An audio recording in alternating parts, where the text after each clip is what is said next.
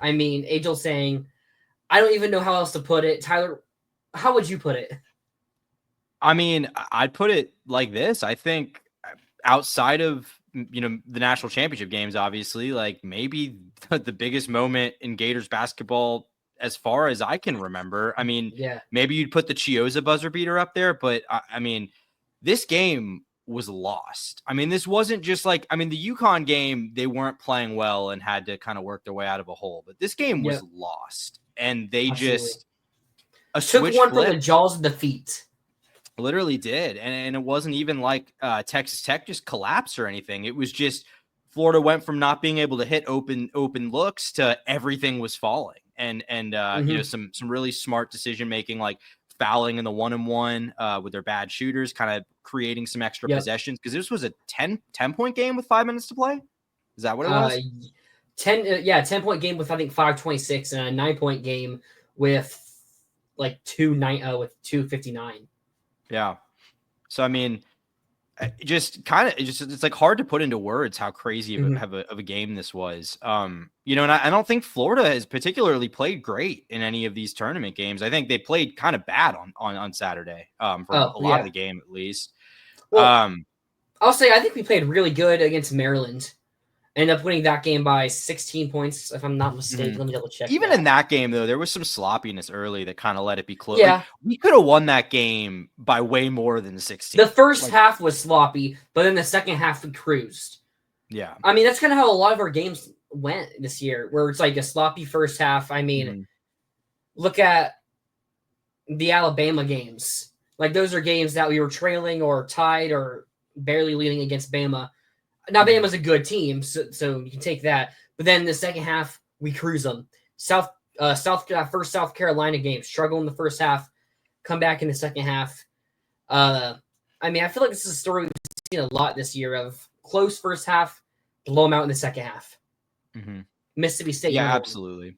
Yeah, absolutely. I mean, that game was probably the best Florida's looked in this whole tournament, but yeah. I mean, obviously, I think the UConn and Tech games played out pretty similarly in the sense that, I mean, Florida really last night didn't do much of anything well for 90% of the game. Yep.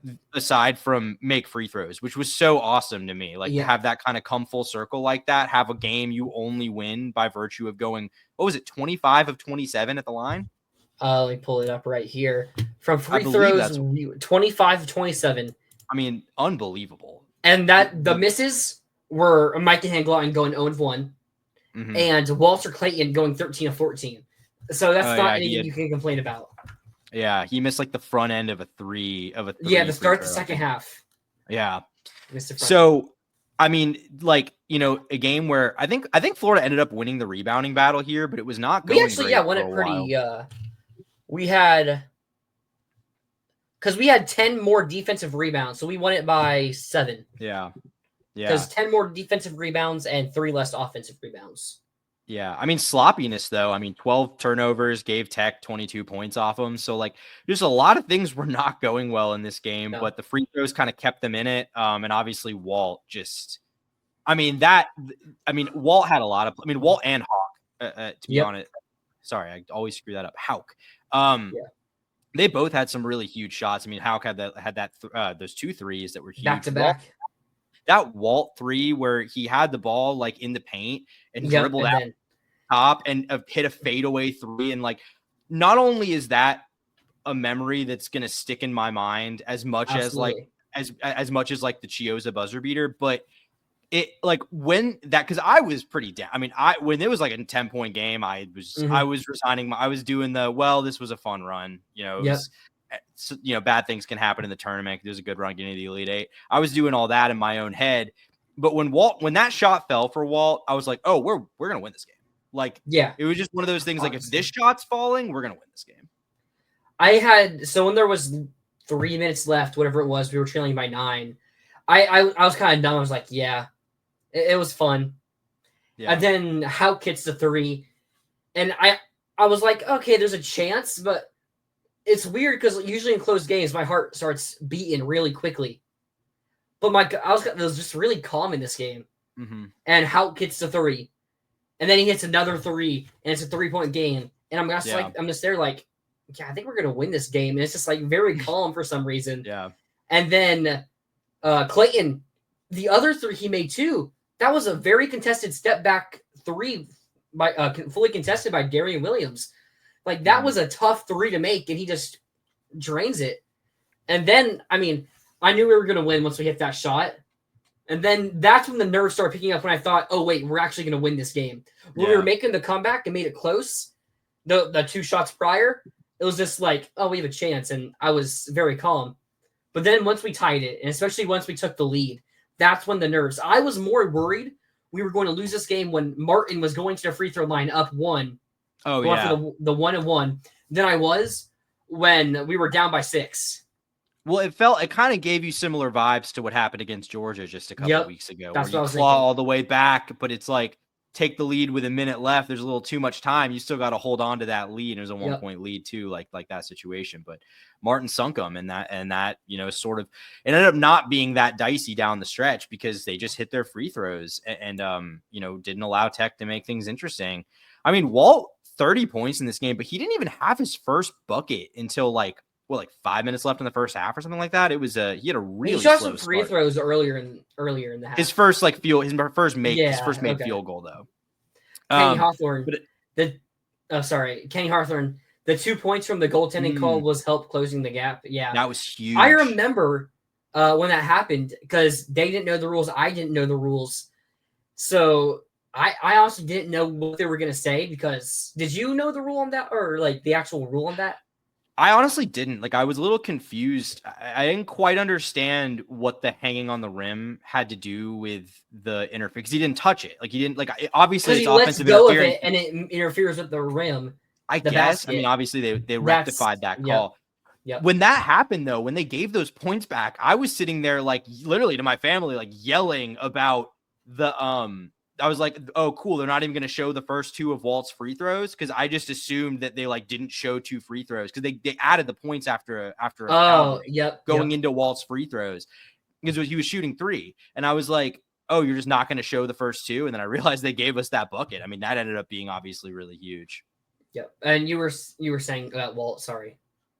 Oh, no, I was just saying slow start from him, but he ended up with 30 just from all the shots he sank at the end. I mean, and how could a double-double 2011? I mean, he just his effort. I mean, if Florida wins the national championship, Walt's going to be the tournament MVP. But honestly, it probably should be Hauk. Oh, I mean, Walt's been the game. I mean, Walt's leading in scoring every game. Most clutch. Like he's been the one that's hitting the shots that matter in the clutch. But Hauk is the one whose effort is is leading these comebacks. Like, I mean, absolutely. Hauk, Florida does not win that game without Hauk last night. I mean, you remember the first half? I think Hauk was plus 13, and we were only up by 2 in the first half. That shows Hauk's importance to this team. Yeah. Mm-hmm. I mean, you have the argument that he should be starting. Cause you have Chinyelu and Micah. They each played 11 minutes, while Hauk played 30, and Condon also played 28. So there's the pretty clear starting 5 that are the best. Now, you do get more things from Chinyelu and Micah defensively when they're having good games, which we're going to need from them here in the Final Four and hopefully national championship, or that we might not, depending on Janai Broom's injury situation. But keeping on this game, I mean, Walt, like you said, it's going to be something that just lives in your head for the rest of your life, where he hits that step back. That's the Curry shot.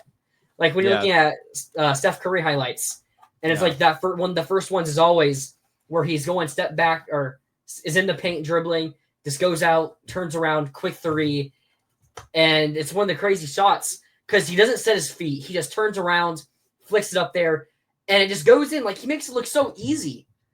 You know, like the word they use nonchalant with it. Yeah. I mean, just so casual. Crazy. And then in the interviews, he's just talking about how calm he is. It's like, hey, it's just another bucket. Just playing the game. Because he just takes those shots. And the way he shoots them, it doesn't look panicked. Which kind of worries. Because it's like when you're down a lot of points, you're like, okay, you may need to speed up a bit. I know with the football team and their Bailey, especially under AR, when we be in closer games where we're trailing time shorter, and we're just running so slowly down the field. I think the Vanderbilt game, especially, if I remember correctly, back in 2022, where we're trailing by like 10 or so points, 7 points maybe, and there's like a minute and a half left. I think we're trailing by 14, and there was like 3 minutes left, and they're just going down the field, winding the clock down.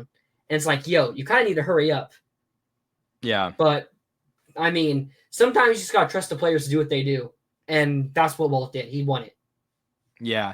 And we really needed him to get hot like that because it wasn't coming from anywhere else. I mean, Richard had a pretty off game yesterday, didn't really do anything, had 6 points, 0 for 2 from 3. Elijah Martin had 10, but 4 of those came at the line. He was 0 of 4 from 3. So both of them were kind of MIA on those threes, and Florida was missing open looks. And Walt was too, but just really, he came up in the clutch yet again, and similar like he did against UConn, was struggling early in that game, not handling the ball pressure well, and then just started hitting very contested looks. It was very impressive. Do you know what Michael's saying here? Maybe like unsportsmanship call? I think he's talking about the rim, the Micah thing, the hanging on the rim. But yeah, they called basket interference. Like, they said that it was an offensive goaltend by hanging on the rim. Like, it didn't have to do with because that is a penalty. Like, if you hang on the rim too long after a dunk, that is a technical foul, but that's not what this was about. And that just reminded me of RJ Melendez a couple years ago for Illinois getting that horrible technical call when he hanged on the rim, but it was so he didn't fly forward and land on his head. I don't explicitly remember that one. I'm trying to remember. Was that in the tournament?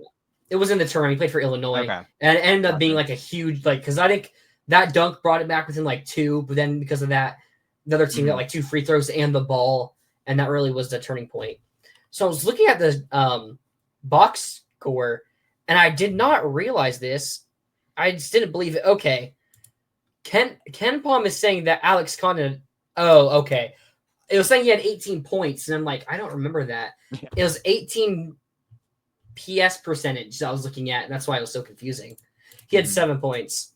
I mean, I think if Broome plays next Saturday, we need Condon to play well. Yeah. Because when the other teams have really good bigs, the one who usually steps up is Condon to guard him. Look at the first Alabama game. Look at that Auburn game. It was Alex Condon's defensive and offensive efforts that really were able to win us those games and pull away in those games. I mean, I don't know what Broome's situation is going to be because we've seen it with like Elijah Martin and Walter Clayton where they got hurt in their games and they played out the second halves, and then the next game or 2 they were out. I mean, Martin missed like the next 2 or 3 games, while Clayton only missed the next game. Now, I'm not sure they would have if that were the Final Four. That's where I was about to say. Yeah. I mean, this is going to be the Final Four, so I doubt if Broome can play, he won't play. But if Broome's hurt, I mean, he was holding his arm during that end stretch when he was in there for Auburn against Michigan State. So I don't know how healthy he's going to be. And I think you take away Broome from this Auburn team, like, they're good and they're still really good players, but I think there's some energy missing when Broome isn't out there. There's just a thing where they get down a bit. I mean, saw it against Creighton, even against Alabama State a bit. They started trailing a little bit, and like everyone else was kind of just missing shots and kind of down. But then Broome just goes off for like 6 straight points and hypes, and then Todd Pettiford would hit back-to-back threes. So if they don't have Broome, so if they don't have Broome out there to rejuvenate that offense, and I could see this Auburn team struggling a bit. Yeah, no, they need Broome. I will say, like, I do expect him to play. I mean, it's the Final Four. He finished this game. There's apparently the X-rays were fine that he went and did real quick. So I'm assuming he'll play. But you're right. I mean, that's a huge loss if he doesn't. But assuming he does, like, that kind of was a good segue. And we'll talk more about this when we get into the Final Four matchup. But like, I think if I had to like point to what is it that has been the main reason why Florida hasn't quite looked itself in a lot of these tournament games so far, I think it's because Condon has, I don't want to say MIA, but he's not looking like as the dominant player that we saw for a lot of this season. And I think when you look at that first matchup against Auburn, he shut Janai Broome down. That was probably the best game of Condon's entire career so far. Well, I mean, I'd say the Bama game. Yeah, man. I mean, it was okay. I mean, it was one of the best games of his entire career so far. I mean, probably it was best defensive game, I'd say. Yeah, I mean, he also shut out Ryan Grant Nelson. Grant Nelson. Why am I thinking of Ryan? Yeah. Oh, I was thinking Ryan Nelson. Yeah. No, I think Broom's a tougher assignment, but yeah, no, that is for sure. No, but I think Alex Condon needs to play really well. Like I think Auburn with Broom. I think if Condon has kind of another game like he has, because I think Florida's sort of struggled with bigs so far in this tournament. Yep. 100% so agree. I think that it's a scary thing if Condon's not in his A game. Yeah, I mean, you look back, we can talk about the Maryland game a little bit. Derek Queen put up 27 on us. Now, Derek Queen's a rejected lottery draft pick. And that reminds me of, where was it? Didn't someone, right here, Kenny. Oh, yeah. Clayton playing his way into a lottery pick. No. If he's lucky, he can get like in the 30s. Remember Marcus Sasser from Houston a couple years ago got drafted, I think, like 31st. I think Walter's better than him. I would be a little surprised if he gets drafted, period. Honestly, like I'm not seeing him show up. I don't think he's showing up on a lot of mock drafts. I'm seeing him in the second round. Like, I mean, I see him in the second round, like almost every mock draft. I would be stunned if he's a first rounder. I would be, he's not going to be a first rounder. Stunned if he's a first rounder. Exactly. Yeah. Condon has to return to himself. Yeah. Oh, okay. Michael. We beat Tennessee 2 times, not Auburn. Yeah, we beat Auburn once this year. Now, it was in the jungle in Auburn, Alabama. So this is the first time since 2008 all 4 1 seeds have made it. I've talked about this before. The KenPom grades. Every team to 35 plus in KenPom history has made the Final Four. I mean, we're there. And it happened again. All 4 teams in the Final Four have a 35 plus grade on KenPom. Edward. Yeah, well, this is a Florida channel and slower time. I mean, we still have football to talk about later on in the show. Yeah. I mean, if we were only to talk about football, we'd be on here for 10 minutes today. Yeah, I mean, I think ultimately people would rather hear us talk about the Final Four basketball team than like a spring practice that doesn't include DJ Lagway throwing the football. Just being real. Yep. Kenny, the Orlando Magic need a guard like Clayton. Agreed. But getting back onto this, you talked about Will Richard. Definitely need him to step up a bit more. I think you get Condon to where they're more worried about that inside presence, which leaves Richard open for more threes. I think that's something we could see and would be huge for this team going into San Antonio. I think you're seeing Elijah Martin. I mean, 0 of 4 from 3. If Martin hits 2 of 4, he has 16 points. And we're talking about Elijah Martin having a pretty good day. Then he would have been 3 of 6. So then he would have been 7 of 12 or 7 of 10 from the field. I mean, that's a really good game there. And his defensive presence, I remember, I think it was like 50-49, and it was time for Florida to make that little comeback. And Martin gets a nice big steal, goes down, dunks it to give Florida the lead. Or did I say Condon? I meant Martin, sorry. Mm-hmm. But I think Elijah Martin had a good game. It could have been great if he just hit 1 or 2 more threes. Because he had some open shots. Yeah, no, for sure. Sorry. I had a thought this Texas Tech game reminded me of. It kind of reminded me of the Tennessee game where we lost by 20. Because you had Martin go 0 of 4. You had Richard go 0 of 2. And before the final 5 minutes, Clayton didn't have a single 3. Mm-hmm. With the only difference being you had Thomas Houck stepping up. And Alberton hit a 3 earlier as well. Because you remember that Tennessee game, we had some open looks in that game. And then you had Clayton get hurt and playing hurt that whole second half. It was like a lot like that Tennessee game where they were just missing their shots. Because Richard, Martin, they had their opportunities to score, but they missed them. Like how they did in that Tennessee game. Yeah, I think that's kind of why it felt like a loss to me for so long, just because it was so late into the game and that just weren't heating up. You know, the shots were just not. I mean, they eventually did, obviously, with 4 minutes to play, 3 minutes to play, but no, I mean, it was very uncharacteristic. It was.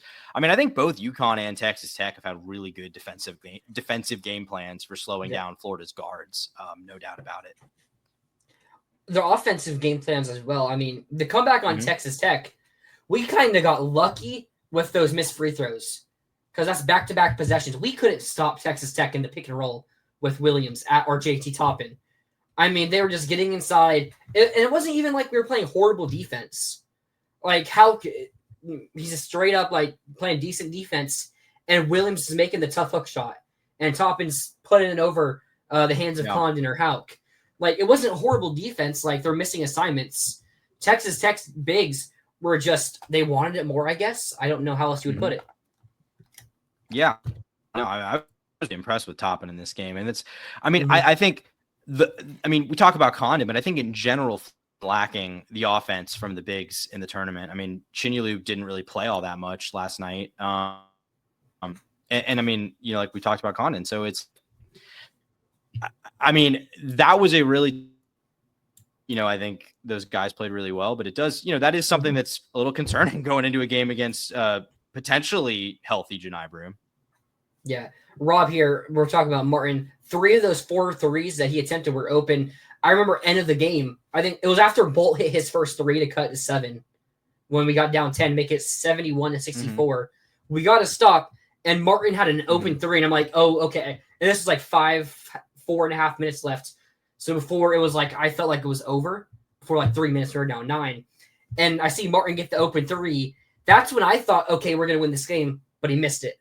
And then Texas Tech went back down, got the bucket, a 5-point swing right there. Instead of us being down by 4, we're down by 9 or 8, 9, whatever it was.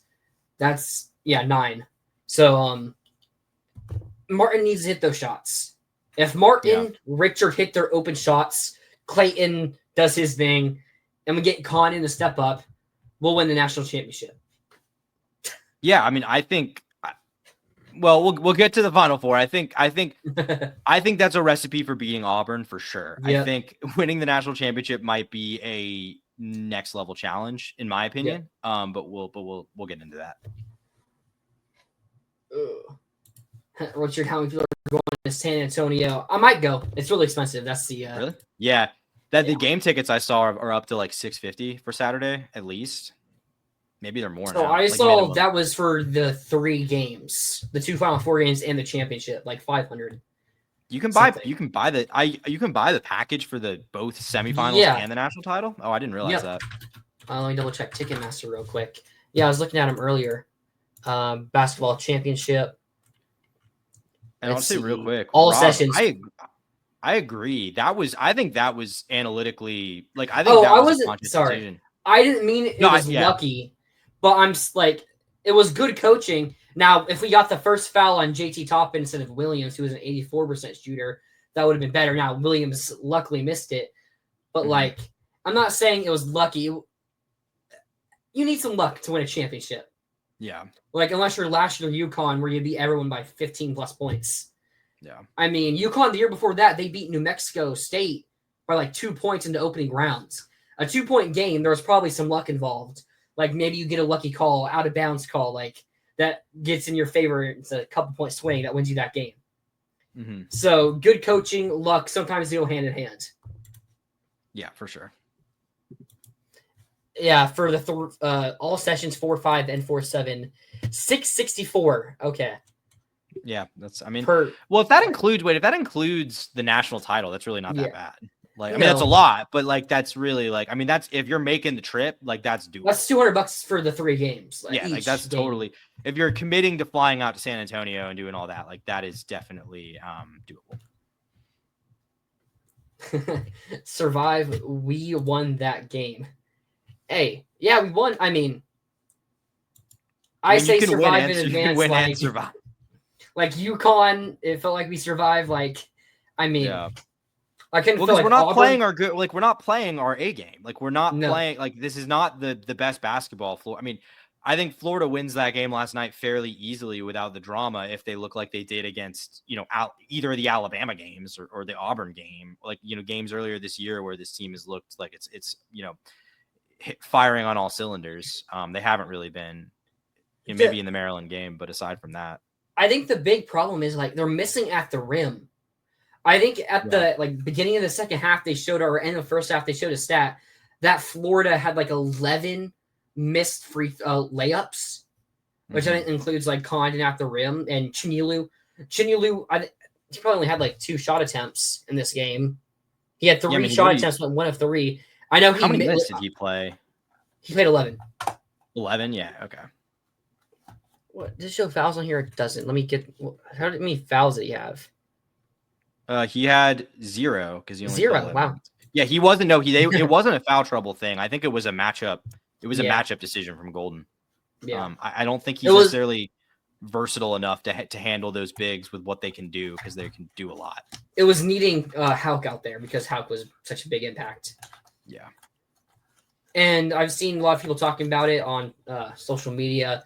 Should we try Hauk out at the 3 next year, losing our 3 guards and, transfer portal, Aberdeen, Klausar might play a little bit next year as well. I think that's an interesting discussion. Yeah. I mean, it would be interesting because that's kind of not how Todd has like, I don't know if the 3-guard thing is what Todd wants to do or if that's just what the personnel. Well, that's what he did at San Fran.